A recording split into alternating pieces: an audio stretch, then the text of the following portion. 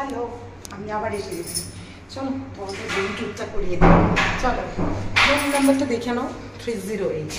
চলো, আমরা already checking করে গেছি, ব্যাগপত্র রেখেছি। দেখো ঢুকেই ফার্স্টেই একটা ওয়ার্ডরোব আছে। এখানে লাইটটা জ্বলছে না জানি না, হ্যাঁ জ্বলেছে। তো এখানে ওয়ার্ডরোব আছে। তারপরে তোমার এখানে দেখিয়ে দাও, এখানে সব কিছু জিনিসপত্র দেওয়া রয়েছে। এখানে চা, কফি, বটল সব কিছু। তার সাথে রয়েছে মিনি ফ্রিজ। ও, জল ঢোকানো অলরেডি হয়ে গেছে। চলে এসো। এখানে আছে ইলেকট্রিক কেটল। এটা হচ্ছে একটা মিরর।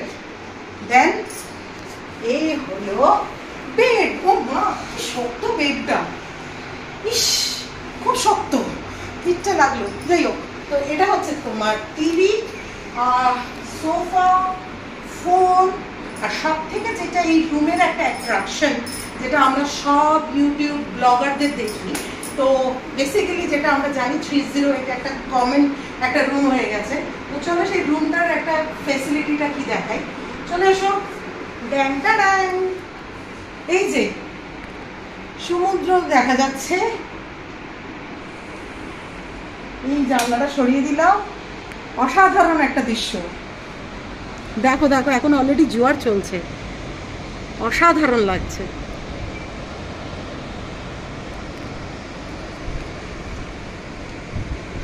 এই হলো সেই গিটারওয়ালা পুল, যা স্মৃতি সবাইকার অঙ্গে অঙ্গে রয়েছে।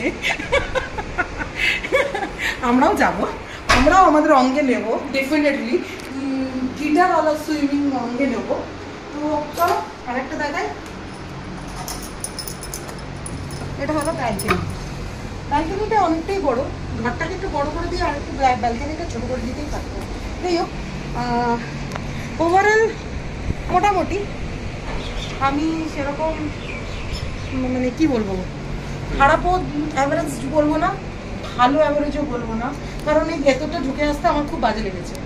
এটা ভেতর দিকটা অনেকটাই, যেহেতু সি বিচের সামনে হলে একটু ভেতর দিকে অবভিয়াসলি এটা ঢুকতে হবে, এটা জেনারেল ব্যাপার। তো যদিও আমরা বাইকে এসেছি, তো আমাদের এখানে একদিনই স্টে করবার ইচ্ছে আছে আপাতত।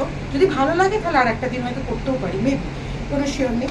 তো চলো, এই যে পুল, এবার আমরা একটু বাদে পুলে নামবো, তখন দেখা হবে তোমাদের সাথে। Bye bye.